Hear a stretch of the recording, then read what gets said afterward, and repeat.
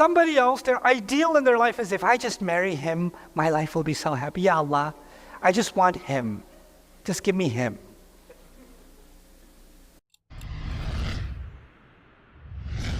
Somebody else, their ideal in their life is, if I just marry him, my life will be so happy. Ya Allah, I just want him. Just give me him. Okay? Somebody else's ideal is they just want their child to become a certain way. This is what's on their mind, their ideal. Somebody else's ideal is power. Somebody else's ideal is proving themselves. Somebody else's ideal is, I don't know, animal rights. Somebody else's ideal is the LGBTQ movement. Somebody else's ideal is just, I want to look like that influencer. I want to get more followers. I want to have more influence than that influencer. I want to influence that influencer.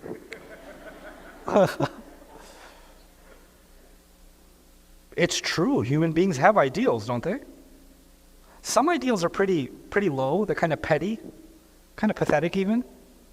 And some ideals are very high. Like somebody's ideal is they want to join the Olympics. So higher. Somebody else's ideal is they want to save the whales. Gets higher. Somebody else wants to save the ozone layer. That's an ideal. They have a cause, they have an ideal. Somebody wants social justice. Somebody wants to battle racism. Somebody wants to battle police brutality. Somebody else wants to battle corruption in government. Somebody else wants to, they're ideals. And from the lowest level to the highest. But one thing is for sure, every human being has what? Ideals. Whether they're pathetic or they're remarkable, they have them. This much we agree. You guys agree? Okay, now let's go forward. Freud. I know there are children here, but you grow up. Okay?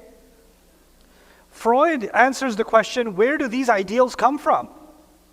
Where did the ideal for justice or beauty or power, anything, where did it come from? His idea is, well, we have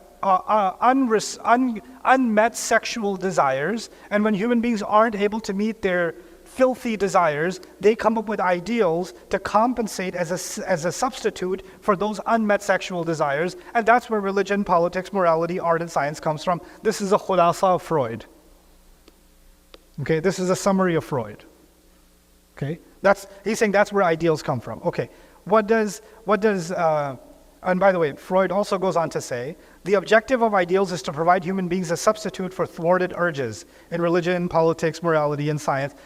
Adler, another key figure. These figures, why am I mentioning these figures? You're like, astaghfirullah, why is there a kafir's name on the screen in the masjid? Let me tell you, these people are pillars of the modern world. Education in universities, entire policies in government, political relations, geopolitics, economics. There is not an aspect of life that hasn't been impacted by some of these thinkers. So if you want to understand the modern world as it is, you need to understand some of its intellectual pioneers. The ones who made an imprint on the world as it is today more than anyone else in recent times. These are some of those people. Adler says, instinct of self-assertion, meaning he's saying, where do ideals come from? When an individual is unable to satisfy a particular desire for power, they create the desire for a suitable ideal and strive after it to compensate for their sense of inferiority. Let me put that to you in simple terms because that's my job. Somebody really wanted to become powerful. They wanted to rule the world. They wanted to be the governor. They wanted to be what are you going to be? I'm going to be an astronaut. And they didn't get to do that. When they didn't get to do that, they shifted their ideal to their favorite sports team, and that sports team became their religion. And now everything they do, their hat is from their team, their jerseys from their team, their sneakers are from their team. They got all the tickets for the season. They're watching all the games. They're always talking about it with their barber, this is their religion. This is their politics. This is their world. They're listening to the talk show on the radio about that. Why? Because there's something they wanted to accomplish. They couldn't accomplish it, so they substituted it to some other ideal. Right? And now that became their ultimate objective. You with me? Okay, that's what Adler is saying. Karl Marx, we're going further back. Karl Marx is probably one of the people that shaped not only the world with his thought, but also many of the wars that have been fought. Humanity almost came to an end because of Karl Marx. The The Cold War, at the end of which the entire planet would have been a nuclear wasteland, the battle between capitalism and communism that some of you don't know about as much, which was going on in the 50s and 60s, right? The world almost came to an end, came from ideas as powerful as Karl Marx. And what's he saying about ideals? He says something crazy. He says something crazy. It's very relatable. He's making sense. He's saying ideals are rooted in the economic urge and are no more than distorted reflections of one's economic condition. What does he mean? He means if you are rich, you have a different set of morals. If you're poor, you have a different set of morals. If you're living in Pakistan and everybody's taking bribes, then you come up with your own morality and say, you can't survive, what are you supposed to do? So you come up with a different set of ideals. If you're living in a rich nation, you come up with a different set of ideals. So your ideals change depending on your economic situation. They're a product of your economic situation. That's what Karl Marx is arguing. By the way, as an extension of Karl Marx, eventually, what is communism suggesting? Communism is suggesting everybody gets paid the same, everybody lives the same, everybody dresses the same, everybody's equal in every way. You know what that means? There's no economic up and down, so the ideals will remain the same. Because ideals change because economics change, so why not just make the economy stable so the ideals will become stable? That's kind of the logic, okay? Where do they all agree? I mentioned Freud, Adler, I mentioned Karl Marx. There are others. I could have mentioned others. But where do they all agree? Listen to this is really important. It's coming back to Surah Al-Qiyamah, I promise you. Ideals are not independent of human nature. Ideals are derived from one or more instincts. In other words, social reality, economic reality gave you ideals. Your own innate sexual desires gave you ideals.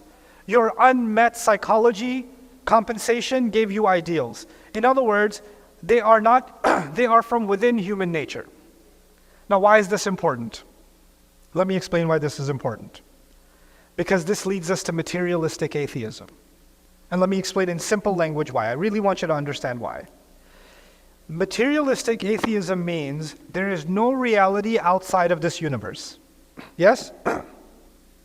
The only reality is this physical universe. Okay. If this is the only reality and we are in this universe, then I am also only made up of this physical universe.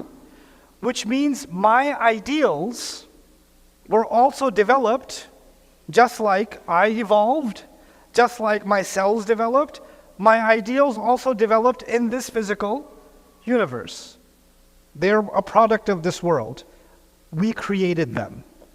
Or they're a product of the biological process or the psychological process. They don't come from outside, they come from inside.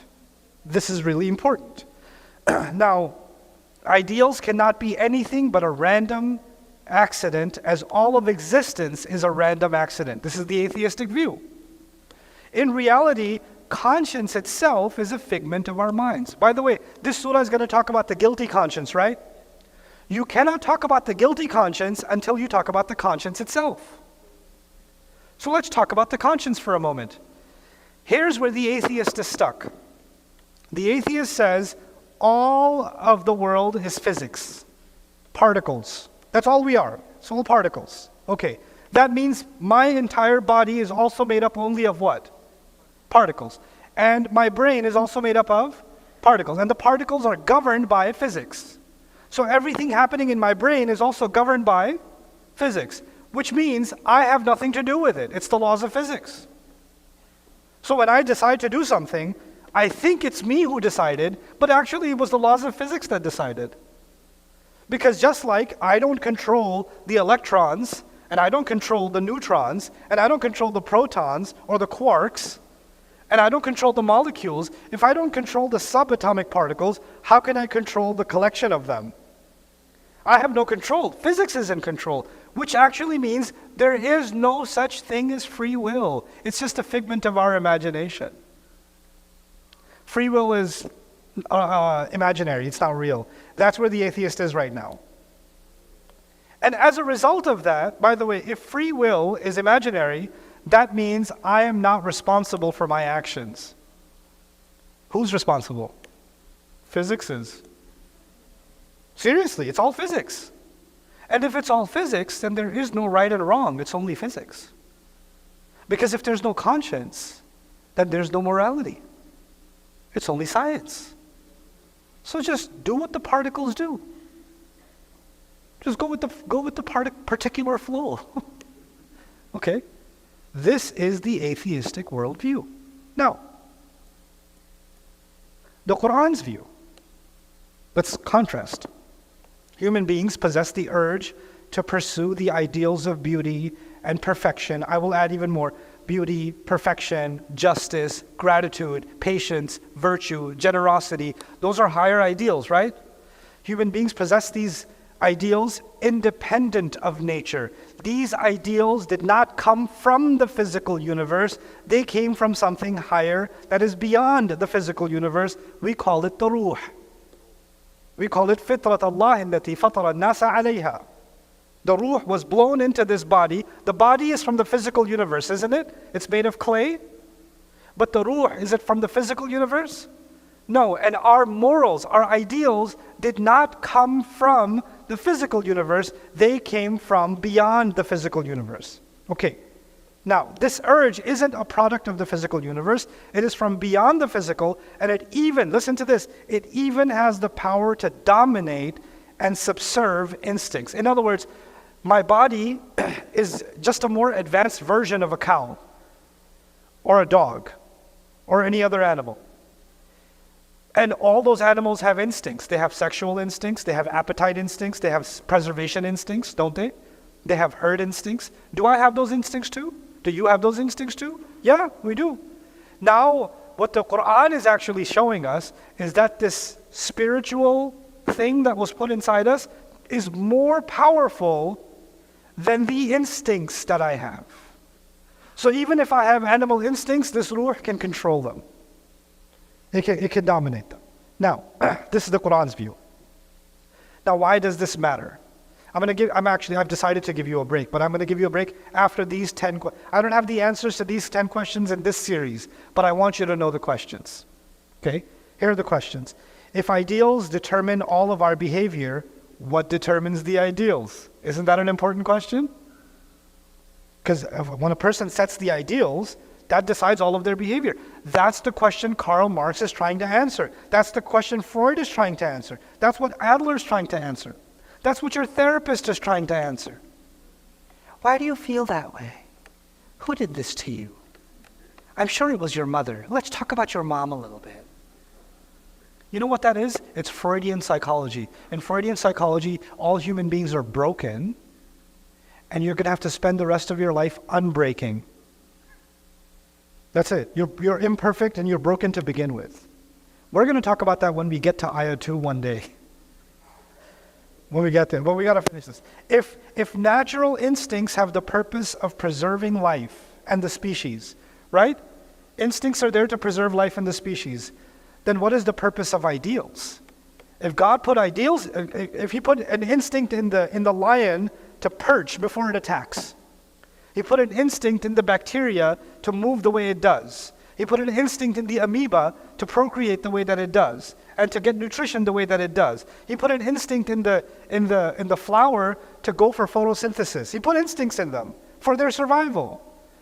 But if He put in me a higher instinct, which is ideals, they must have a purpose too. What's their purpose? How do these ideals impact the world? How can the urge for ideals be properly satisfied? This is an important question. You know why?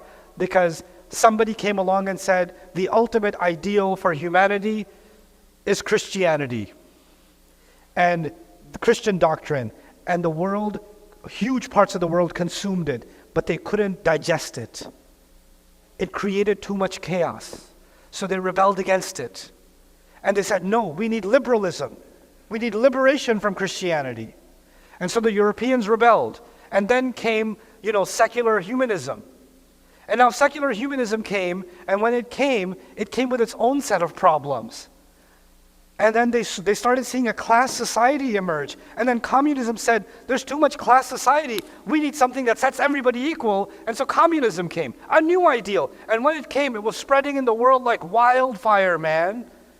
Young people were fired up against the bourgeois. because it was the new ideal. But then it started collapsing because it was denying some parts of human instincts. Human nature was being denied. And then new ideals emerged, a merger between capitalism and socialism and democracy. And now we're like, we finally got it. This is perfect. We should export this to Iraq. We should export this to Afghanistan. This is great. If people have this, is going to be awesome. Right? Because it works so well for us. Right? And now human beings are starting to realize this isn't working either. And then feminism came, because women are oppressed. So feminism came. This is the new ideal. And then radical feminism came. No, you're not feminist enough. We need a radical change. And then somebody else came and said, what do you mean feminine? I'm offended by the word. You're judging my fluidity. I'm another,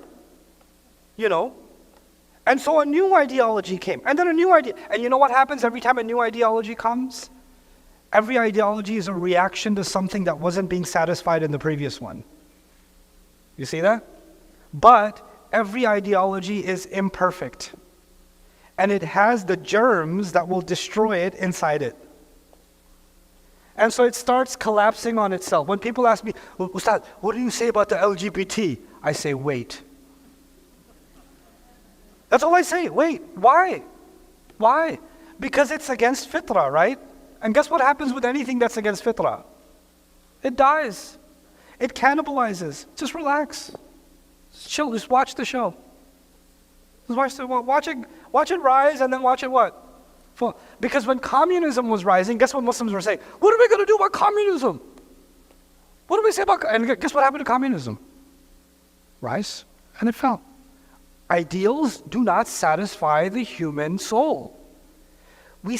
All this time, we seem to have not found the ultimate ideal that can finally satisfy humanity. It's not a team, it's not the therapist, we can't find it. But it seems in Allah's grand plan, there was a time that is coming where سَنُرِيهِمْ آيَاتِنَا فِي الْآفَاقِ وَفِي أَنفُسِهِمْ حَتَّى يَتَبَيَّنَ لَهُمْ أَنَّهُ الْحَقِّ. All ideologies will collapse, and only the ideology that fits human nature perfectly, that balances between the animal and the spiritual, as we will see later, perfectly.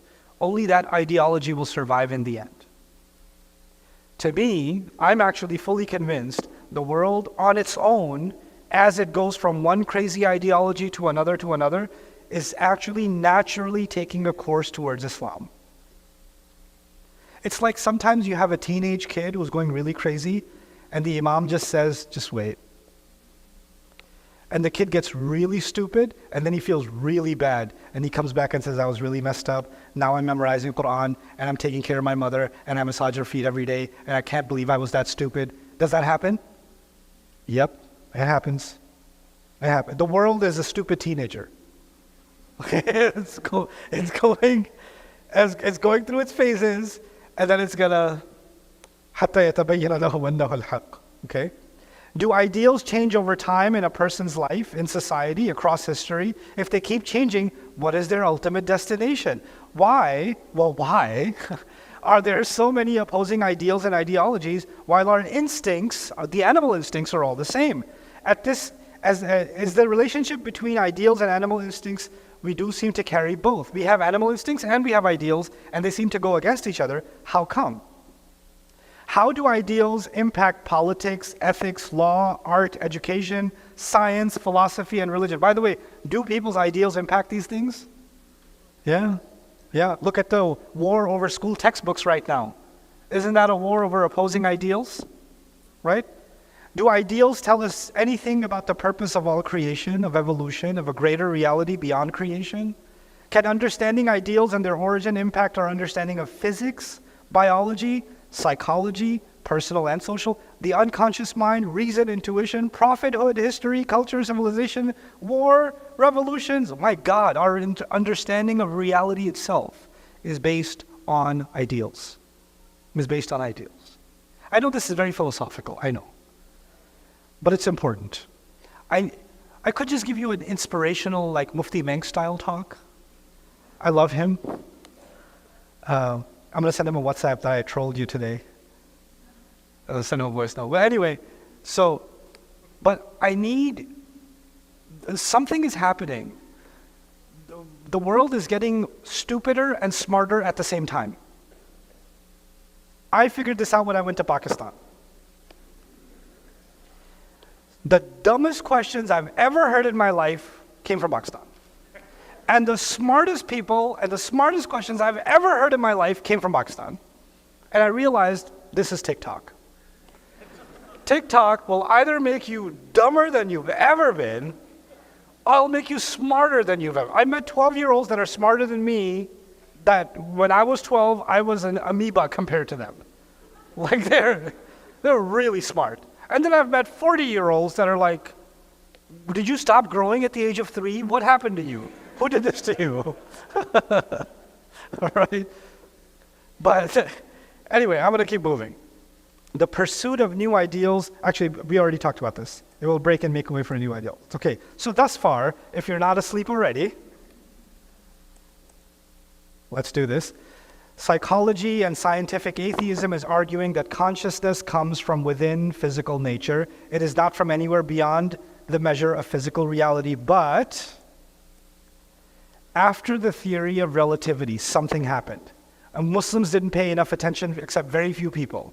I know this is crazy. You guys need to hear this though. Every Muslim should hear this, and I'll give you a book at the end of this that everybody should read. Especially every college student needs to read this book. I'm going to give you a homework assignment. Not today you read it, but make sure you read it this month sometime. Actually, it's on my mind now, so I'll tell you now. It's called The Ideology of the Future. The Ideology of the Future by Professor Muhammad Rafi'uddin. The Ideology of the Future by Professor Muhammad Rafi'uddin. Rarely have I ever read something that profound. Much of what I'm sharing with you is a summary from his first few chapters. Muhammad Rafi'uddin. Okay, listen to some of the... So what is the theory of relativity? The future. The ideology of the future. Okay, what is the theory of relativity? Basically, Newtonian physics said matter can neither be created, finish the sentence, matter can neither be created nor destroyed, which means matter is eternal. So for physicists, since the time of Newton, the only thing that is forever, lam yalid wa lam yulad, was the physical universe. That was the physics. And so God was replaced with the universe. Then came Einsteinian physics and eventually paved the way for quantum physics, where matter can actually be converted into what? Energy, and energy itself can disappear. Which means matter can eventually become nothing. Matter can become nothing. And when that happened, this was an existential crisis for scientists and physicists around the world, especially in Europe. This theory actually caused a great deal of depression. Listen to some of the things these people said. This is in the 30s, 40s, and 50s, okay? After the theory of relativity, Professor Rogier in the book Philosophy and New Physics writes, nothing is created and nothing is lost. That's Newtonian, right? One must now substitute the contrary principle, nothing is created, everything is lost. He was so depressed. The world marches towards final bankruptcy. والله العظيم إنك كادح إلى ربك كدحا فملاقيه كتب ذلك ولم يعرف. He wrote humanity's heading towards bankruptcy. He didn't even know إن الإنسان لفي خسر, and he wrote that. Like he was writing ayat of Quran without knowing he's writing about ayat of Quran. Dr. Harry Schmidt, his book Reality and the Universe. Space and time sank into shadows. Motion itself became meaningless. The shape of bodies a matter of viewpoint. The world there was banished forever. Then he wrote a poem. Woe, woe, thou hast destroyed the beautiful world with violent blow. Now we sweep the wrecks into nothingness. Fondly we weep the beauty that has gone. وَمَا الْحَيَاةُ الدُّنْيَا إِلَّا لَعِبٌ وَلَعِبٌ. This world is nothing, just a play. It's flimsy, it's gone. Allah says this in the Quran, and now they're like, oh my God, this dunya is nothing. Just dunya is nothing. They're having these spiritual crises without knowing. Professor Planck, the propounder of the quantum theory, remarked in an interview with J.W.N. Sullivan, which appeared in The Observer on January 26, 1931. Listen to this. This is my favorite one. I regard consciousness as fundamental. This is a physicist saying what? What is fundamental? Consciousness is fundamental. I regard matter as a derivative of consciousness. إنما أمره إذا أراد شيئا أن يقول له كن. Allah consciously says kun. Irada is consciousness. Allah's irada, Allah's conscious decision to create became creation. This physicist who developed quantum theory says, I regard consciousness as fundamental. I regard matter as a derivative from consciousness. We cannot get behind consciousness. Check this out. We can get behind physics. We can get behind matter. Behind matter is energy. Behind energy is nothing. But behind that nothing is consciousness, and we cannot get behind that. This is, لَيْسَ كَمِثْلِهِ شَيْءٍ. لَيْسَ كَمِثْلِهِ شَيْءٍ. And this is like, Allahu wara' thumma wara'un wara'. Allah is beyond the beyond. You can't get behind Allah. Right? So, now check this out. He goes on. We cannot get behind consciousness. Everything that we talk about, everything that we postulate as existing requires consciousness. Everything requires iradatullah. Kun fayakun. It requires it. This is all going to come back to Surah Al-Qiyamah, I promise, before the Day of Judgment. It's coming. Okay? Sir Oliver Lodge, the universe is ruled by mind. They can't say Allah, right? So they're going to say what? Mind. And whether it be the mind of a mathematician, or of an artist, or of a poet, or of all of them, and more, it is like whether he has the asma, وَلَهُ الْأَسْمَاءُ الْحُسْنَى.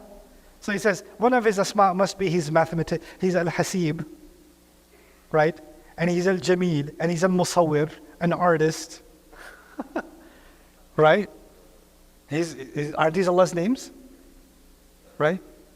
And then he says, and of all of them and more, it is the one reality, al-haq, which gives meaning to existence. خَلَقَ السَّمَوَاتِ وَالْأَرْضَ بِالْحَقِّ. Allah Himself is al-haq, and He created samawat wal-ard bil-haq.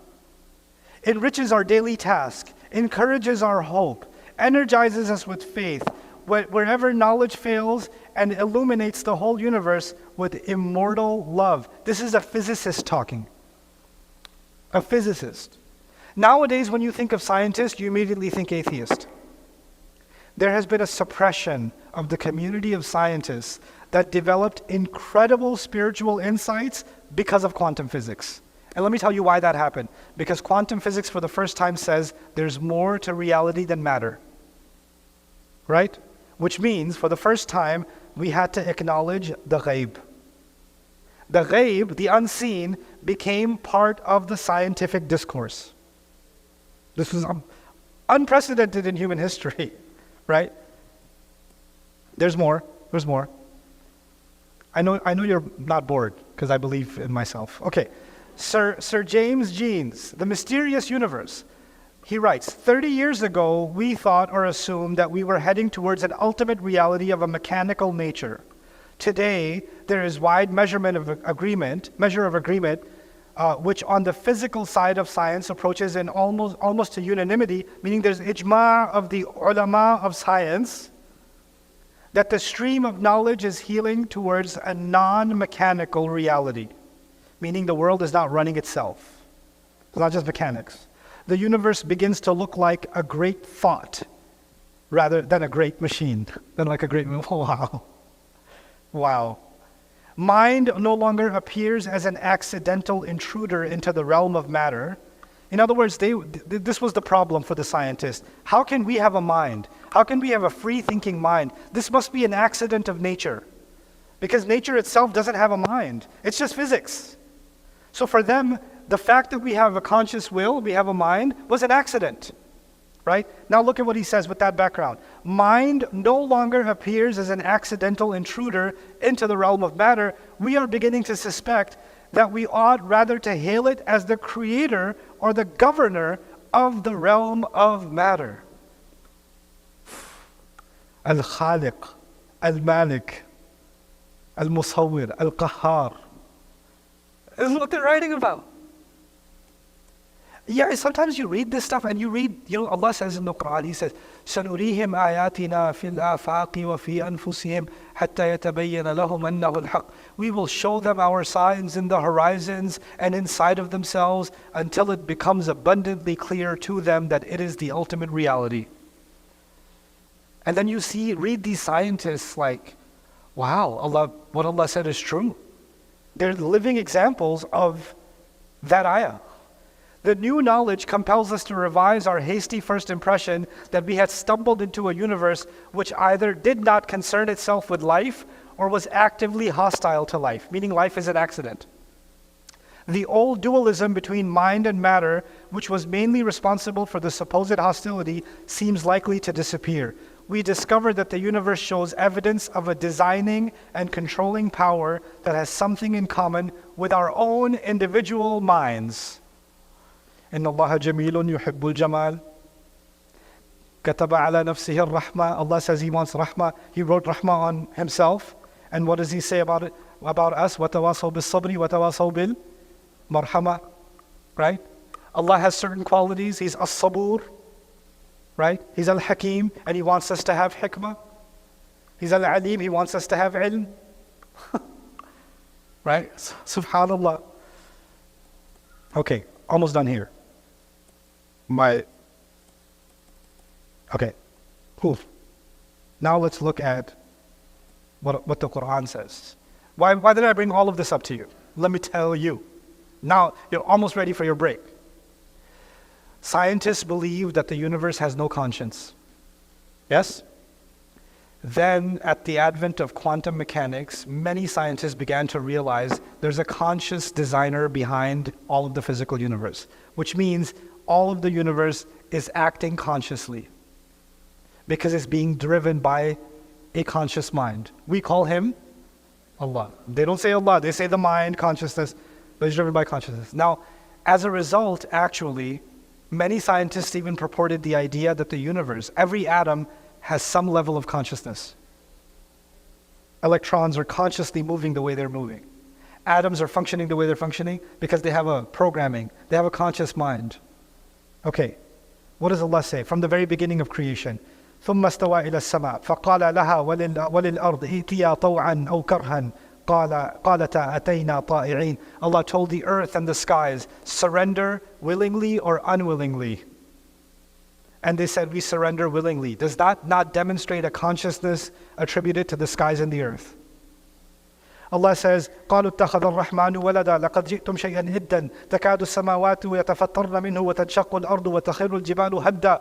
When people say Ar-Rahman took a son, the sky is about to tear open, the earth wants to rip itself open, crack open, and the mountains wish to collapse.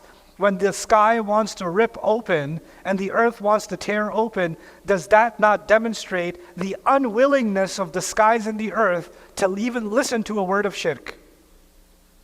Isn't that a conscious mind that creation itself has?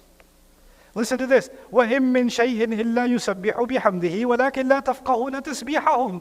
Allah says, there's not a single thing that He's created except that it does His tasbih by doing hamd of Allah. However, you cannot understand their tasbih. Allah even mentioned hamd, and hamd is an act of the heart. Everything has its own heart as doing hamd of Allah and tasbih of Allah. My favorite one, أَلَمْ تَرَ أَنَّ اللَّهَ يُسَبِّحُ لَهُ مَنْ فِي السَّمَاوَاتِ وَالْأَرْضِ. Didn't you see that everything in the sky and the earth does tasbih for the sake of Allah? Sky, وَالطَّيْرُ, and the birds, صَافَّاتٍ, with their wings spread out. كُلٌّ قَدْ عَلِمَ صَلَاتَهُ وَتَسْبِيحَهُ. Every one of them truly knows their own prayer and their own tasbih. Every bird knows how to make their own tasbih. You know, sometimes you go at Maghrib, you're stuck in traffic, you're Maghrib at a traffic light, and you see all these birds perched up on the cables. right? The power lines. كُلٌّ قَدْ عَلِمَ صَلَاتَهُ. This is their Maghrib Salah, man. That's how they do it. كُلٌّ قَدْ عَلِمَ صَلَاتَهُ وَتَسْبِيحَهُ. Did the Quran describe that the universe itself has a conscience? Yes. Yes. Let's take that a step further.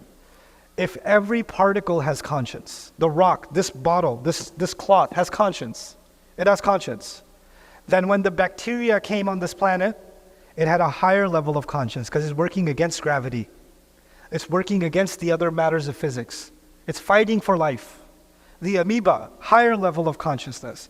The monkey, even higher level of consciousness. The whale, the elephant, higher and higher levels of consciousness. And at the top of all of them is who? The human being, and he was given the ruh, the highest level of consciousness. Evolutionary biologists say, oh, you people of faith, you believe that you're the only one who has conscience? No, monkeys have self-awareness too. We're like, no, idiot. We believe even a rock has consciousness. Well, we've just been given the highest level of it. The highest level of it. But now understand the point. This is the point where I'm going to give you the break. I did all this story to get you to this point. If Allah gave an animal instincts, part of its conscience, instincts. So the lion goes under the tall grass so it can blend before it attacks, yes? That's a conscious act, yes or no? Right? Okay. The bird is building a nest. A conscious act, yes or no? It's protecting its eggs, conscious act, yes or no? So life engages in these conscious acts, these instincts, and the purpose clearly seems to be survival. The purpose of those instincts seems to be survival. And if you take a step back, if you look at non-living things, like rocks and trees and birds, then they have physical qualities, physical properties, or even energy like fire. It seems to have a physical, functional purpose. Metal has a certain functional purpose, wood has its own functional purpose, fire as a phenomenon has its own functional purpose, etc., etc., etc. So at a lower level, it's functional purposes. At a higher level, for living beings, it's the purpose of preservation of life. Then you come to the human beings. Human beings have been given something nobody else has been given. What's that? The ruh. And the ruh is full of much higher ideals, isn't it? So if everything else has a purpose,